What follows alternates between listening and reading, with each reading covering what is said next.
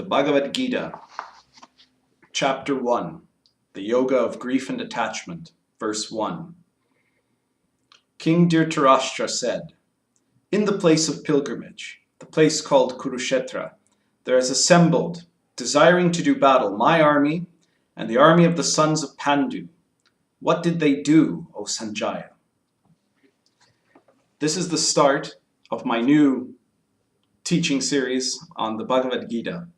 I think the Gita is just about one of the most important holy books or sacred books, in part because it's a source of influence on everything that comes after, even things that are contrary. Anything where there was the possibility that the Gita could influence it, it influenced it.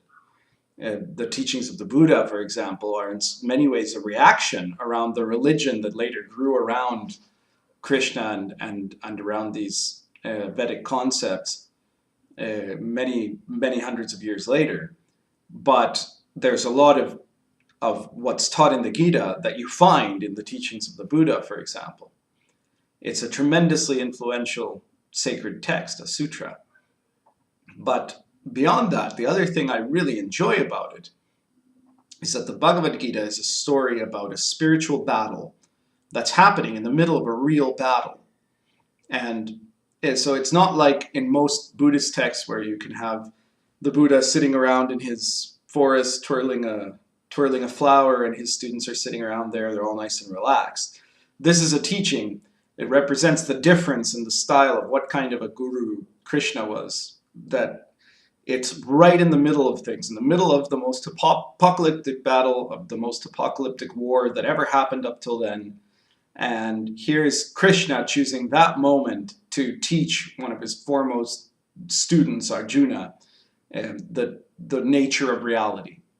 Because it's part of the essence of Krishna, this concept of totality.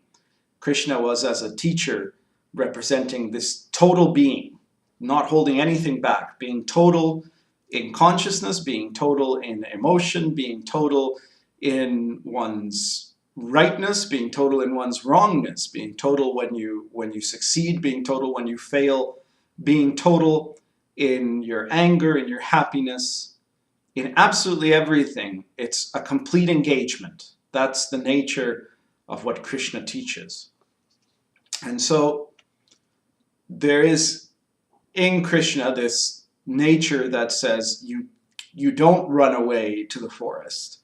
You stay in the middle of the battle. You don't wait until the right moment comes along. You engage truth at whatever moment it is, whatever is happening right now is the time to engage with truth. And so this is the story that you will see in later videos, that Krishna reveals this truth to Prince Arjuna right before this enormous battle. But today I'm just touching on this very first verse of the very first chapter for the sake of people who might not know what the story of the Bhagavad Gita is. And so the story begins with King Dhritarashtra being over in his palace far away from the battle, because King Dhritarashtra was very old and he was blind. And it's his sons who are actually there fighting. He has 100 sons and they're fighting against the sons of his brother, his deceased brother. His brother was named Pandu, and so Pandu had 5 sons, and they're the Pandavas. And this is a civil war over this one kingdom that has exploded into a war that involved, by a series of alliances, every other kingdom in India. Everybody's come, everybody showed up. There's 1 million soldiers on each side of the battle, and they're about to go at it with each other. And in the Gita, which is part of this bigger epic mythology, this epic legend called the Mahabharata, you have the Pandavas are representative of divine qualities. They're these ideal heroes, whereas the sons of Dhritarashtra are generally representative of the worst human qualities. They're materialists, they're hypocrites, they break their word, they don't follow any of the taboos, they don't follow any of the proper structures. At the same time, the Pandavas aren't really, they're not perfect, and they're not these paragons of virtue necessarily either. They make a lot of mistakes, but there's also Krishna in the story, who is their friend, and Krishna is the avatar of that age. He is somebody who incarnates all of the greatest essence of awareness. So he's in traditional Hinduism, he's a god, right? And in body, what I would say is that he was a perfect guru. And he is the guru for the Pandavas, who, by his actions, much more than his words, because for most of the story, he doesn't go around lecturing to them. Instead, he's just kind of there, and he does stuff that gives examples of how one should act. And then it's right at the eve of this terrible battle where it's quite possible that everybody's going to die, that Krishna finally chooses to elaborate his whole teaching to Arjuna, who is his closest. Arjuna is one of the Pandava brothers, and he's the one closest to Krishna. And Krishna in this battle is acting as the charioteer for Arjuna. He's actually driving Arjuna's chariot into the battle while Arjuna fires his bow at the enemy. Arjuna was an incredible archer. So this is the context of the story of the Bhagavad Gita. And of course, this should be understood in metaphorical terms.